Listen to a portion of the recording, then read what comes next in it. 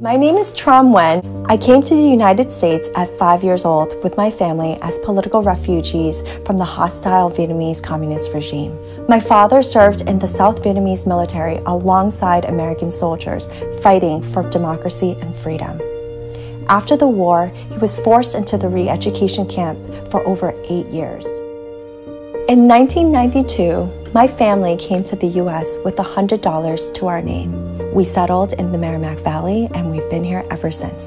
Chuyên Nhân xin kính chào quý khán giả của đài VTN. Quý vị, hôm nay là dịp ngày 30 tháng 4 năm 2019, là 44 năm từ ngày chúng ta mất Sài Gòn về tay của Cộng sản. Thì hôm nay chúng tôi đang có mặt tại State House, tại tiểu bang Massachusetts để tiếp chuyện cùng với cô dân biểu Trâm Nguyễn để biết thêm chia sẻ của cô về ngày 30 tháng 4 cũng như là những sinh hoạt gần đây của cô sau khi cô đắc cử vào tháng 11 vừa qua. Lời đầu tiên, Chuyên Nhân xin chào Trâm. Dạ, xin kính chào anh Trường Giang và Ngọc Trâm xin gửi lời chào quý vị và Trâm rất mừng là được có dịp ngày hôm nay để chia sẻ cùng quý vị và anh. Now, as a young, 32 years old, state rep, almost 33. That's very good. Now, I don't want to talk about age, but you're really young, and you make it to the State House, which is the proud of the Vietnamese community. Now, tell me who inspired you and what motivated you to run for office? I have to say that I did not win this alone. This was the result of family, friends, co-workers, people from the community, all coming together because they believed in me. They believe in my potential and they believe in my commitment to working and helping the people. And I'm forever inspired by my parents and the work ethic that they have instilled in me from the very beginning. They inspired my sisters and I to work hard, to be resilient, and I think that those skill sets are what carried me this past year and allowed me to take that risk and then worked really hard to get this seat. This month is April month, and million people, escaped from Vietnam, and 100,000 people die. How much do you know about April 30th, 1975, and what does it mean to you and your family? I was not alive yet during that time, but of course I hear stories from my parents and my aunts and uncles and the generation before us, and I'm so inspired and motivated by the sacrifices of the people who, like my dad and my uncles and others who fought for democracy and freedom, who fought for that flag, that symbolism of independence and making sure that we're fighting the good fight. And for me, April 30th symbolizes a tragic time, but also there's a silver lining because we had no choice but to escape our country. We had to work very hard to establish new lives here throughout the world, here in Massachusetts or throughout the United States, to make something of ourselves.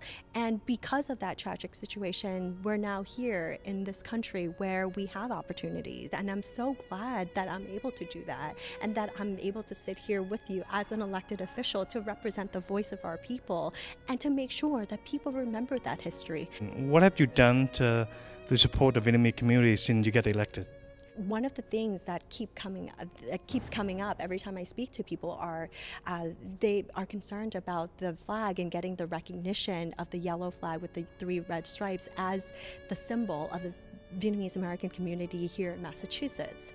And I'm so proud that as someone now in elected office, I was able to file that bill to push it forward this session and make sure that people even understand why. I'm so proud that I'm able to stand here, and when people ask why did you file this or what this bill is, I can sit there and talk about my history so that they understand the importance of this flag that symbolizes all the sacrifices that have been made and why we care so much about the representation and what that means to our community. As a young politician, what message would you send to the younger Vietnamese American community generation actually here, and as well as the future generation, the Vietnamese?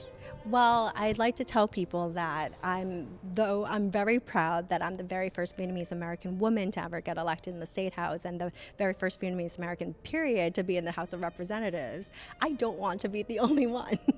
I think that I want to encourage the younger generation to get involved, whether it's getting involved in a campaign, helping a candidate, or getting involved on issues that you care about, and then to run for office if you so choose, and to reach out to people like me so that we can give you the support. My goal is to build a pipeline. My goal is to get people more engaged. My goal is to make government more accessible to the people so that they understand that government is here to work for them, for their benefit, and that they should be engaged with government. I'm really glad that every year our community, we come together in front of Boston City Hall to talk about the issues that we care about, but that should not be the only time. Our community should be reaching out to elected officials, whether at the Boston City Councilor level or the mayor, all the way up to the State House, and talking to my colleagues, other legislators, about the things that they care about, so that legislators know that you're paying attention and that we're more accountable to you. So please reach out. If you'd like to visit the State House, let me know. Contact my office. I'm more than happy to make that happen. Yeah. Thank you very much for sharing your story with us. Well, thank you so much for the opportunity, and Trâm rất là cảm ơn được cơ hội chia sẻ cùng với quý vị và anh, và xin kính chào quý vị.